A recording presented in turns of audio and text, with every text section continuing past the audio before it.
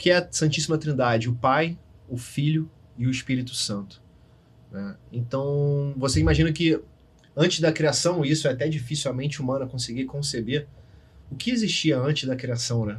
Antes da primeira vibração vibrar. Então, o que é o nada? Né? A gente sabe que Deus é eterno. Então, o mais próximo que a gente consegue tentar entender Deus é uma consciência. Uma consciência cósmica, né? Sem forma, sem limitação, fora do espaço e tempo. Exatamente. Né? Eterna e infinita. E porque sem espaço e tempo, né? Se há um vazio e uma coisa veio de algum lugar, então o vazio também não está vazio, né? Exato. Por isso que a melhor forma de entender é uma consciência, o que é chamado de consciência cósmica. Só que a partir do momento que, pelo mistério dos mistérios, que ninguém sabe explicar, ela decidiu criar, né? Tudo que você decide vem de uma vontade. Né? Então essa vontade divina, né? Essa vontade diretora que quer criar, quer fazer dessa forma a criação, é o que é conhecido no meio cristão como Pai, né? O Pai Celestial. O Pai seria essa vontade, é a primeira figura da Trindade. Né? Só que você imagina, né? Nosso podcast está começando de uma forma bem filosófica, né? Mas você imagina, se você vai criar algo do nada, em que só você existe, no caso, só Deus existia, só existia a consciência cósmica. Então não existia alguma matéria, algo do qual ele tirar uma substância para construir o universo, a não ser dele mesmo. Então ele faz ele mesmo vibrar, ele emana uma vibração de si. Uma vibração, ainda seria a semente da matéria, né? Então essa vibração que vai vibrar, que os hindus chamam de vibração primordial, né? E que no Ocidente a cultura cristã entende como o Espírito Santo, né? Então você tem que... Essa é a segunda pessoa da Trindade. Segunda manifestação de Deus. O Espírito Santo. A primeira manifestação de Deus, depois a consciência dele, né? Então, a vibração, só que a vibração, ela é uma vibração. Uma vibração por si é só uma vibração caótica, né? É só um movimento caótico. Só que quando você insere nessa vibração a sua intenção, né, da vontade do Pai, então ela já começa a ser coordenada. Então algo coordena ela. Então olha só a beleza do simbolismo. O Pai insemina na Mãe Divina a sua vontade, a sua inteligência. Então ali nasce a sabedoria cósmica.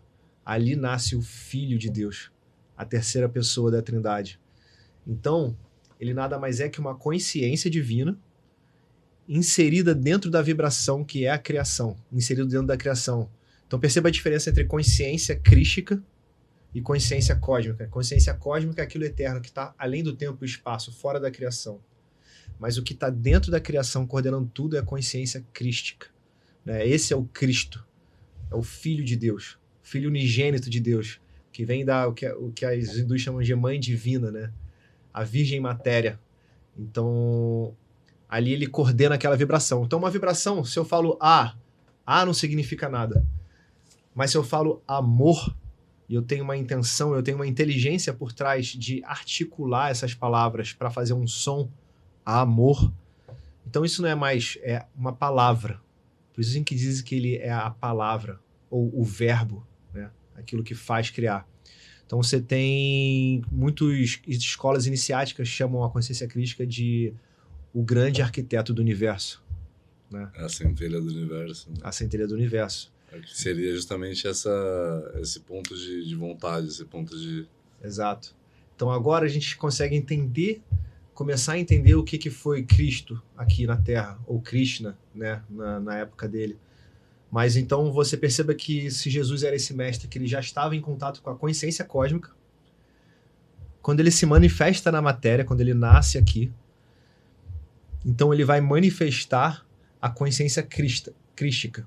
Porque não tem como ele manifestar a consciência cósmica. A consciência cósmica ela é além de qualquer intelectualidade. Eu não posso falar sobre ela com você. Não tem como a gente entender. Não existe um conceito que pode conceber algo inconcebível. Né? Então ele vai manifestar o Cristo. Então ele é o Cristo. Por isso ele fala, né? eu e o Pai somos um.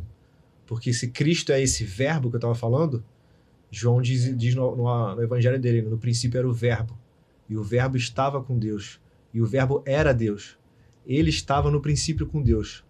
Todas as coisas foram feitas por ele, e sem ele nada do que foi feito se fez. Ou seja, ele está falando do grande arquiteto do universo. E é essa consciência que Jesus manifesta aqui na Terra. Por isso que ele era chamado de Jesus, o Cristo. Cristo não era o sobrenome dele, não era Jesus Cristo, era Jesus